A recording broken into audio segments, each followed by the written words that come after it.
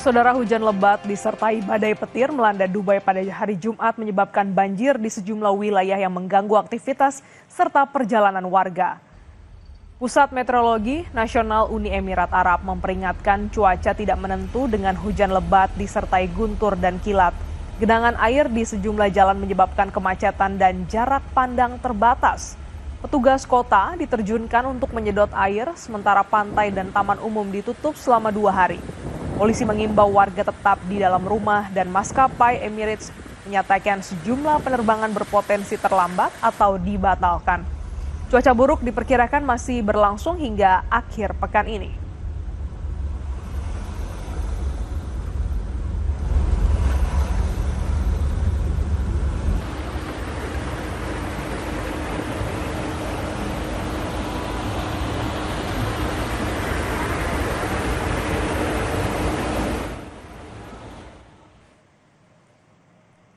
Banjir bandang yang melanda Bolivia memutus akses ke wilayah El Torno, di mana personil militer dan relawan membuka jalur sementara agar bantuan kemanusiaan dapat masuk.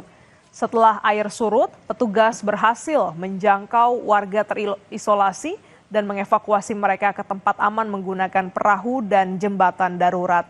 Hingga hampir sepekan pasca bencana, 22 jenazah telah ditemukan dan 11 komunitas masih terisolasi tanpa air bersih dan juga listrik.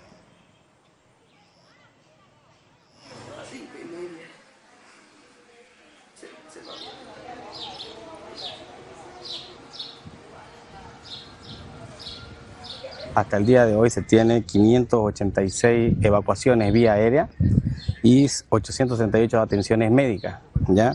Dar a conocer también que hasta el momento se tiene ya registrado y recuperado 20 óbitos, ¿ya? De los cuales 17 están identificados y 3 aún no están identificados, los cuales han sido transportados hasta el hospital municipal de aquí del municipio del Torno. Arus perjalanan libur Natal mulai memadati Bandara Hamburg di Jerman Utara. Ratusan penumpang terlihat mengantre di terminal sejak Jumat pagi. Para penumpang datang lebih awal untuk menghindari kepadatan. Sebagian besar berpergian untuk mengunjungi keluarga, sementara lainnya memilih berlibur ke negara-negara dengan cuaca lebih hangat. Pengelola bandara memperkirakan lebih dari 570.000 penumpang akan melintasi Bandara Hamburg selama masa libur Natal. Pihak bandara menyebut puncak kedatangan dan keberangkatan terjadi pada Jumat dan Minggu ini.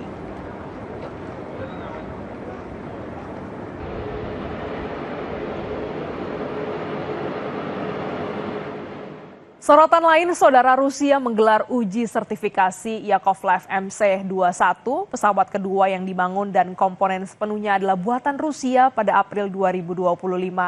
Prototipe ini lepas landas untuk pertama kalinya dari lapangan terbang pabrik penerbangan Irkutsk dan menyelesaikan penerbangan selama 1 jam 15 menit. Rekaman yang diambil pada hari Rabu waktu setempat menunjukkan sebuah traktor menarik pesawat ke dalam hanggar. Salah satu pilot penguji menyatakan badan pesawat MC-21 yang diperpanjang telah meningkatkan kenyamanan penumpang dan kabin yang luas menguntungkan bagi pilot.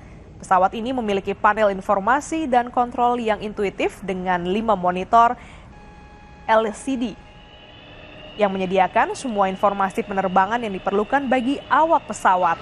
Untuk mensertifikasi pesawat ini direncanakan untuk melakukan sekitar 220 hingga 230 penerbangan uji untuk memastikan keselamatan penumpang, di mana sebelumnya pesawat pertama yang sepenuhnya diproduksi di dalam negeri adalah SJ-100 yang menyelesaikan uji penerbangannya pada September 2025. МС-21 – это самолет нового поколения, который создан с широким применением интегрированных систем, которые облегчают работу летчика в полете, эксплуатации, повышает, самое главное, безопасность полетов.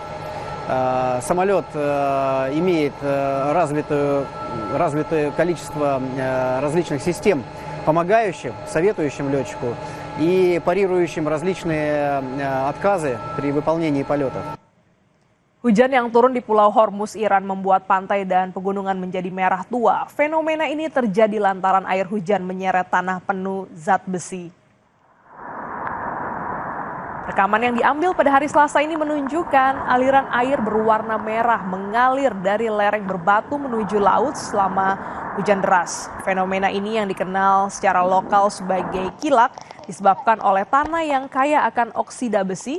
Sebelumnya, pulau yang dijuluki Pulau Pelangi ini terkenal karena keanekaragaman geologisnya yang unik, mengandung lebih dari 70 mineral berbeda, sementara endapan merah tetap terlihat sepanjang tahun tanpa memandang cuaca. Keindahan tanah ini tidak hanya terbatas pada lanskap, tanah ini juga digunakan dalam berbagai industri seperti pewarnaan dan keramik, bahkan masuk ke dalam masakan lokal sebagai bumbu.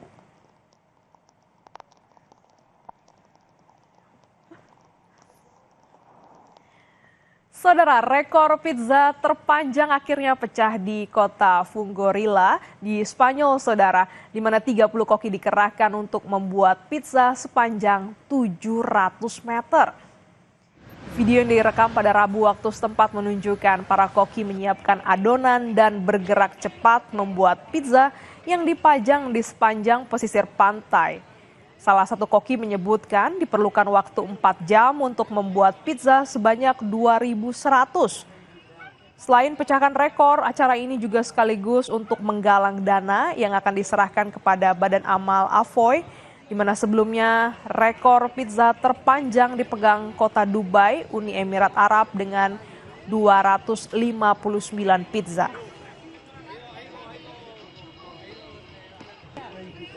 De muchos números, porque son 700 metros de tableros de pizza en línea, como se suele decir, y 30 pizzeros, 5 hornos, bueno, todo eso para conseguir ese récord de 2.100 pizzas en 4 horas.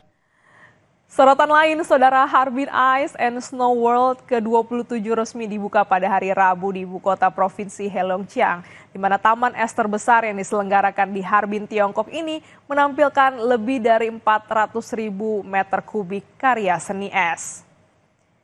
Pengunjung mengagumi perpaduan seni timur dan barat di Harbin Ice and Snow World, di mana selain sensasi, para pengunjung juga bisa menikmati beragam atraksi di festival yang digelar di area seluas 1,2 juta hektar dengan lebih dari 2.000 patung yang dipajang. Beberapa patung diantaranya adalah Super Ice Slide dengan panjang 521 meter hingga kincir raksasa setinggi 120 meter. Acara tahunan dengan tema keajaiban beku, mimpi ajaib ini berlangsung sejak 17 Desember hingga 23 Desember mendatang. 之前没有来过哈尔滨，这是第一次来，感觉之前只在电视上见过冰雪大世界嘛，第一次来感觉冰雪大世界和电视上的还是很多不一样。之前电视上看的都2D 平面的，现在终于立体环绕式的感受了一波，太震撼了，不得不佩服哈尔滨的匠人们，非常的厉害。哈尔滨非常棒，吃的也好吃，景色也特别美，欢迎大家都来哈尔滨，都来冰雪大世界。